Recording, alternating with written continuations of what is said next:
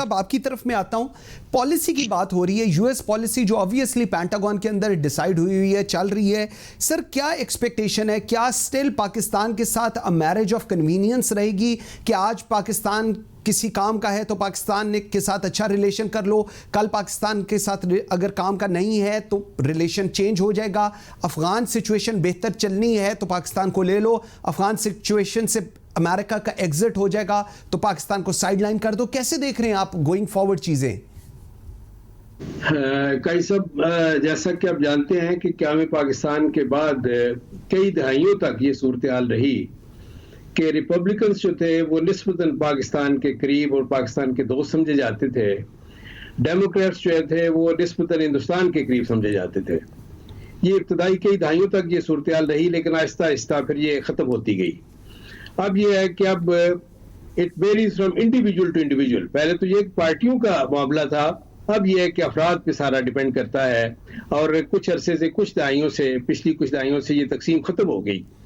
اب یہ ہے کہ صورتحال یہ ہے کہ بدقسمتی سے ڈونلڈ ٹرمپ کی صورت میں امریکہ نے ایک ایسا صدر دیکھا پہلی دفعہ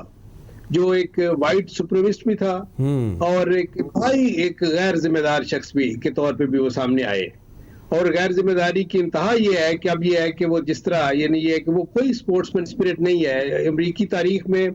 شاید ہی کوئی صرف ایک اور مثال ہے, باقی کوئی تیسری مثال نہیں ہے کہ کسی نے اپنی شکست تسلیم نہ کی ہو. اور وہ یہ ہے کہ وہ یہ اب بھی افغان صدر جو ہے وائٹ ہاؤس خالی کرنے سے وہ گریزاں ہو. دیکھیں بات یہ ہے, اب یہی ایک میرا خیال کسر رہ گئی ہے کہ وائٹ ہاؤس کے سامنے وہ ایک کنٹینر پہ چڑھ جائیں اور یہ ہے کہ وہ ایک اس طرح کی اپوزیشن کا کردار ادا کرے جس طرح یہاں پاکستان میں ہم نے ڈی چوک میں دیکھا. دیکھیں بات یہ ہے کہ کل صاحب حالت یہ ہے کہ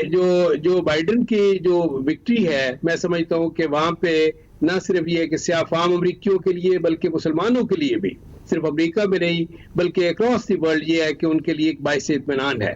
اس لحاظ سے کہ جو بائیڈن جو ہے وہ نہ صرف سینٹ کی جو خارجہ امور کی کمیٹی ہے اس کے مدتوں تک وہ چیئرمین رہے اور بڑے تجربہ کار ہیں, اور انہوں نے بار بار یہ کہا ہے کہ میں یہ جو ہے مذاہب یہ یکجہتی جو ہے ہارمنی جو ہے اس کو پروموٹ کرنے کی کوشش کروں گا.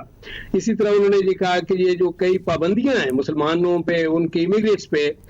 وہ جو ہے وہ اس کو بھی میں ریورس کروں گا. پھر یہ ہے کہ اسی طرح انہوں نے جس طرح یہ کہا کہ آپ کو یاد ہے کہ ایک ویڈیو ان کی بڑی وائرل ہے حضور صلی اللہ علیہ وسلم کی حدیث مبارکہ کو کر دی. ایسے بالکل ٹھیک کہہ رہے ہیں ویورز, بالکل جس طرح بھی جی کی وجہ سے مسلمان جو ہے وہ بڑے پر امید ہیں کہ ان کے آنے سے نہ صرف یہ ہے کہ پوری دنیا میں امریکہ کا جو مسلمانوں کے ساتھ جو کچھ عرصے سے کچھ دہائیوں سے بڑا ایک تعلق مخاصمت کا رہا ہے, ایک بلا وجہ کنفرنٹیشن رہی ہے, وہ کنفرنٹیشن جو ہے وہ ختم ہوگی اور بین المذاہب جو ہارمنی ہے اس کو پروموٹ کرنے میں مدد ملے گی.